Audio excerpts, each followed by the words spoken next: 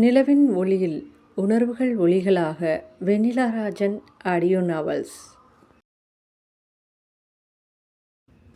சில நினைவுகள் மெதுவாக மனதை தழுவும், சில குரல்கள் இதயத்தை தொடும்.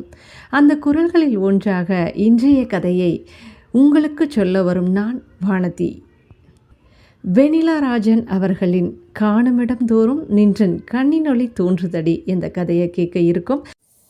இந்த கதை உங்களுக்கு பிடிச்சா லைக் பண்ணுங்கள், மற்றவங்களுக்கு ஷேர் பண்ணுங்கள், உங்கள் கருத்துக்களை கமெண்ட் பாக்ஸில் கமெண்ட் பண்ணுங்கள். மேலும் இது மாதிரியான கதைகள் கேட்க வெண்ணிலா ராஜன் ஆடியோ நாவல்ஸ் யூடியூப் சேனலை சப்ஸ்கிரைப் செய்யுங்க. அத்தியாயம் 9. அடுத்த நாள் வினித் கார்த்திக்குடன் பேசிக்கொண்டிருக்கும் போது அவனுடைய அப்பா காளியப்பன் அலுவலகத்திற்குள் நுழைந்தார். காளியப்பன் பொதுப்பணித்துறை அமைச்சர், அரசியலில் எப்படி சம்பாதிக்க வேண்டும் என்று அறிந்தவர். அப்பாவி மக்களின் முன் நல்லவன் போல வேடமிடும் அடப்பாவி அமைச்சர். அவரது செல்வாக்கில்தான் வினித் அதிதேவிடமிருந்து ப்ராஜெக்டை பறித்தான். இப்பொழுதும் தந்தையும் மகனும் எப்படி அடுத்தவன் தொழிலை கெடுப்பது என்பது பற்றி சிந்தித்து கொண்டிருந்தார்கள். டாடி, நீங்கள் எங்கே இங்கே வரேன்னு சொல்லவே இல்லை? இன்றைக்கி தான் கொஞ்சம் ஃப்ரீயாக இருந்துச்சுடா, கட்சி மீட்டிங் பிஸியாகவே இருக்குது. சரி, இது யாரு? அவர் கேட்ட தோரணையில் கார்த்திக் எழுந்தான். ஐயா, டாடி, இவன்கிட்ட அதிதேவ் கம்பெனியில் டிவைஸ் வைக்க சொன்னேன். காளியப்பன் தன் மகனை பெருமையாக பார்த்தார். ஏண்டா டேய், பண்ணுறது ஃப்ராடு, இதில் பெருமையாடா உங்களுக்கு என்று கார்த்திக் மனதில் நினைத்தான். பட் அந்த ஆதி டிவைஸை கண்டுபிடிச்சிட்டான் டாட் என்ற வார்த்தைகளில் திடுக்கிட்டார். எப்படிடா? ஐயா, ஒரு பொண்ணு கண்டுபிடிச்சிட்டா ஐயா என்று அவன் சொல்லி கொண்டு இருக்கும்போது, ஏண்டா டேய், இதை சொல்ல உனக்கு வெக்கமா இல்லை? பொண்ணா? அப்புறம் நீ எதுக்குடா இருக்கிற என்றவர் அவன் கன்னத்தில் இடியை இறக்கினார். அவரது தாக்குதலில் அவன் பேச்சு வராமல் மழுங்க மழுங்க விழித்தான். டேய், வேலையை முடிச்சுட்டு இங்கே வா, அதுக்கு முன்னாடி இங்கே வராத என்று கர்ச்சித்தார். டாட், அவனை ஆதி வேலையை விட்டு தூக்கிட்டான். வினித் சொன்னதில் கார்த்திக்கை உயிரை ஊடுருவும் பார்வை பார்க்க அவன் முதுகு தண்டு செல்லிட்டது. ஓ காட், கொலகார கும்பலில் மாட்டிக்கிட்டனே என்று அவன் புலம்ப, யார்டா கண்டுபிடிச்சா? யாழினி என்ற பெயரை கேட்டவுடன் அவன் முகம் செந்தனலாக மாறியது. ஏண்டா, என்னாச்சு? அந்த பொண்ணு உனக்கு தெரியுமா? அவரது கேள்வியில் சுதாரித்தவன், இல்லைப்பா, இது வேற பொண்ணு. இப்போ அடுத்து என்ன பண்ணலான்னு இருக்க? அவரது கேள்வியில் ஒரு நிமிடம் யோசித்தவன், டாடி, அவன் புதுசாக பிஸ்னஸ் பண்ண போகிறான்னு கேள்விப்பட்டேன், அதை ஸ்டார்ட் பண்ண விடக்கூடாது என்று தீவிரமான குரலில் கூறினான். அதை நான் பார்த்துக்கிறேன்டா என்றவனிடம், சார் என்று கார்த்திக் அழைத்ததில் அவனை புழுவை போல பார்த்தான். எனக்கு வேலை வேணும் சார். நீயே துரோகி, உனக்கு எப்படிடா வேலை போட்டு கொடுக்கறது என்று காளியப்பன் எகிறினார். ஐயா என்று அவன் வார்த்தை வராமல் திணறினான். நீ இவன் பணம் கொடுத்தான் தானே டிவைஸ் வச்ச? திருப்பி இதை விட அதிகமாக இன்னொருத்தன் பணம் கொடுத்தா எங்களுக்கு துரோகம் பண்ண மாட்டேன்னு என்ன நிச்சயம்? நீ துரோகிடா, உனக்கு இங்கே வேலை இல்லை, கிளம்பு என்று அவர் வெளுத்து வாங்கியதில் அவன் திகைத்து போய் நின்றான். வினித் முகம் பார்க்க அவனோ கார்த்திக்கை கண்டுகொண்டதாக தெரியவில்லை. அவர்கள் இருவரையும் பார்த்தவன் சோர்வுடன் அவர்கள் இருந்த அறையை விட்டு வெளியேறினான். இதற்கெல்லாம் காரணமான யாழ்னியின் மீது அவன் கடும் கோபம் கொண்டான். எத்தனை அவமானங்கள்! திருப்பி அவனுக்கு வேலை கிடைக்குமா?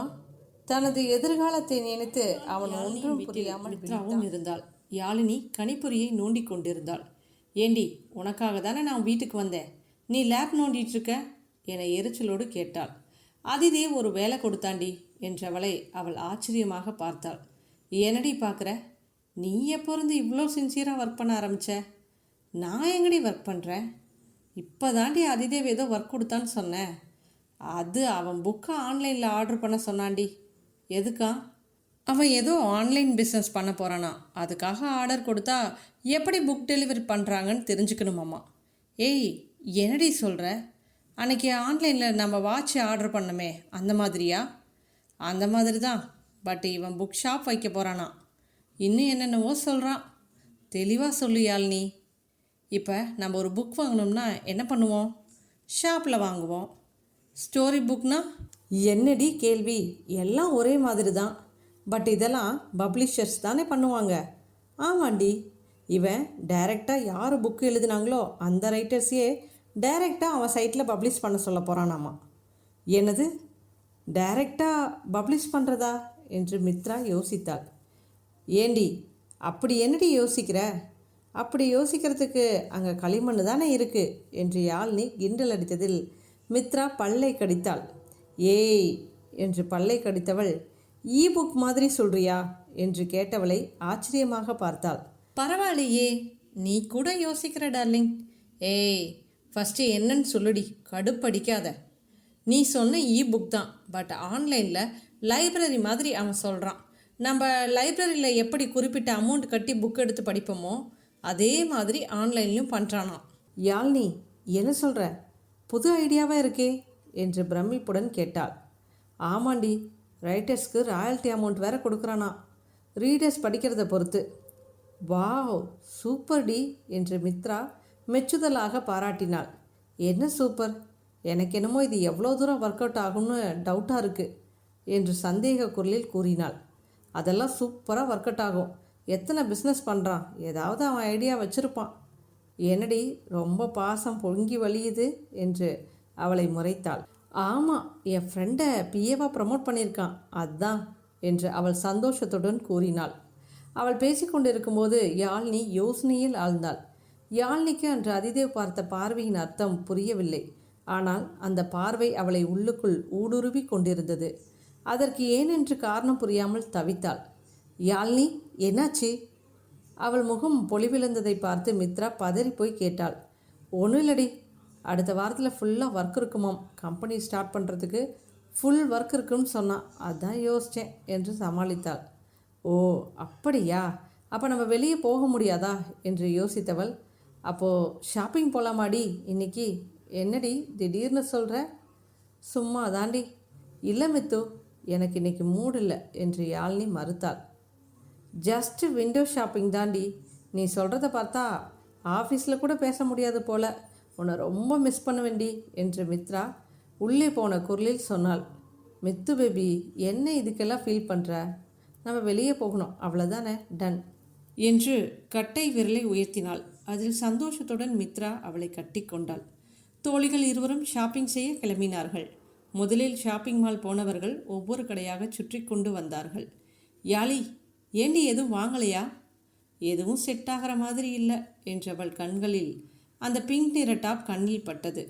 மித்து, இது உனக்கு நல்லா இருக்குண்டி என்று அவளிடம் காட்ட அவளும் சூப்பர் டி என்று கையை உயர்த்தினாள். தோழிகள் இருவரும் டாப் வாங்கியவர்கள் கிண்டலெடுத்து கொண்டே மாலை விட்டு வெளியே வந்தார்கள். யாழி, பீச்சுக்கு போகலாமாடி? என்னடி ஆச்சு இன்னைக்கு உனக்கு? நீ வர, அவ்வளோதான். இருவரும் பீச்சை நெருங்கும்போது மாலை நெருங்கி கொண்டிருந்தது. இருவரும் முதலில் மணலில் உட்கார்ந்து கதை பேசியவர்கள் பின்பு அலைகளில் விளையாட ஆரம்பித்தார்கள். இப்படியே விளையாட ஆரம்பித்தவர்கள் யாழ்னி அவளை வம்பிழுக்க மித்ரா அவளை துரத்தி கொண்டு ஓடினாள். மித்ரா ஓடி வரும்போது எதிரே வந்த ஒருவன் மேல் தவறுதலாக இடிக்க அவள் தடுமாறுகையில் அவள் கைப்பற்றி நிறுத்தினான். சாரி என்று சொல்ல வந்தவள் திகைத்தாள். ஏனெனில் அங்கே விஷ்ணு நின்று கொண்டிருந்தான். விஷ்ணுவை பார்த்ததும் அவளுக்கு பேச்சே வரவில்லை. யாழினி மித்துவை காணாது திகைத்தவள் அவளை தேடி கொண்டு வந்தாள். அங்கு விஷ்ணுவை பார்த்ததும் முகம் மலர்ந்தாள். அவள் அண்ணா என்றதும் அவன் முகம் புன்னகையை காட்டியது. அண்ணாவா? இது எப்போ இருந்து என்று மித்ரா திகைத்தாள். என்னம்மா, எப்போ வந்தீங்க? இப்போதான் அண்ணா. எங்கே உங்கள் முதலாளி காணோம்? ஏம்மா, அவன் மேலே இவ்வளோ கடுப்பாக இருக்க? அது அப்படிதான்ண்ணா என்று அவள் சொல்லி கொண்டிருக்கும்போது ஆதி வந்தான். Hey Yazhini, what is surprise என்று அவன் உற்சாக கூச்சலுடன் சொல்ல யாழ்னி திகைத்தாள். இவன் எதுக்கு நம்மளை பார்த்து இவ்வளோ சந்தோஷப்படுறான்? அவள் எதுவும் சொல்லாமல் புன்னகைத்தாள். பின் மித்ராவை பார்த்தவன், மித்ரா, நீங்களும் இங்கே தான் இருக்கீங்களா? அவன் குரலை கேட்டவள் பதறிப்போய் விஷ்ணுவிடமிருந்து கையை விடுவித்தாள். அவள் கையை விட்டதும் விஷ்ணு அவளை முறைத்தான். நான் என்ன பண்ணேன், இவன் முறைக்கிறான் என்று அவள் ஒன்றும் புரியாமல் விழித்தாள். அவள் விழிப்பதை பார்த்தவன் கண் சிமிட்டி சிரித்தான். அடே, இதுக்கு தாண்டா உன்னை பார்க்கறதே இல்லை. மித்ரா விஷ்ணுவின் பார்வையில் அமைதியாக இருந்தாள். அவர்கள் இருவரையும் கவனித்தவன், யாழ்னி, உங்ககிட்ட ஒன்று கேட்கணும், ப்ளீஸ் கம் என்று கூப்பிட மித்ராவோ திகைத்தாள். யாழ்னி கண்ணசைவில் மித்ராவிடம் விடைபெற்று ஆதியுடன் செல்ல மித்ரா அவளை தடுக்க முடியாமல் திணறினாள். அவளை கவனித்த விஷ்ணு அவளை சகஜமாக்க பேச்சு கொடுத்தான். மித்ரா, என்ன பேச மாட்டேங்கிறீங்க? சார் என்று ஆரம்பித்தவள் என்ன சொல்வதென்று திணறினாள். அவளது சார் என்ற அழைப்பில் அவளை முறைத்தவன், டோன்ட் கால் மீ சார், இது ஆஃபீஸ் இல்லை, கால் மீ விஷ்ணு. இவங்கிட்ட இப்படி மாட்டிக்கிட்டமே என்று அவள் யோசித்த போது ஏறக்குறைய அதிதேவும் அதே மனநிலையில்தான் இருந்தான்.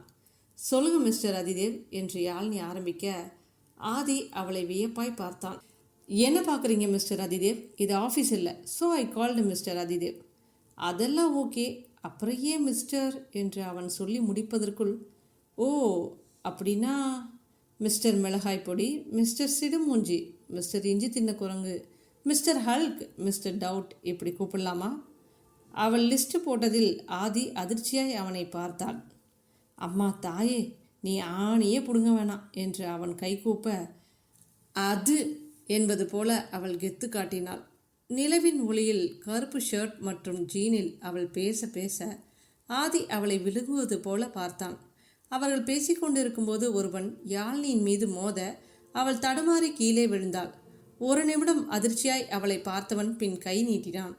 அதற்குள் அவளே எழுந்து அவனை முறைத்தாள். கீழே விழுந்தனே, என்ன ஏதாவது கேட்டானா ராட்சசன் என அவள் ஆதியை திட்டியபடியே முறைத்தாள். ஆனால் அவனோ யாழ்னியை தவறாக புரிந்து கொண்டு, என்ன பார்க்குற, பொண்ணுங்களுக்காக சண்டை போட்டு டைம் வேஸ்ட் பண்ண முடியாது என்று அழுத்தமான குரலில் கூறி அவளை கோபப்பட வைத்தான். இவனை நம்பி நம்ம வேலைக்கு ஜாயின் பண்ண பாரு என்று நினைத்தவள் அவனை கொலை வெறியுடன் பார்த்தாள். அதே வேளையில் காலையில் கார்த்திக் சென்றவுடன் தனது தந்தையுடன் தொழிலை பற்றி ஆலோசனை செய்த வினீத் அது தொடர்பாக ஒரு நபரை சந்திக்க சென்றான்.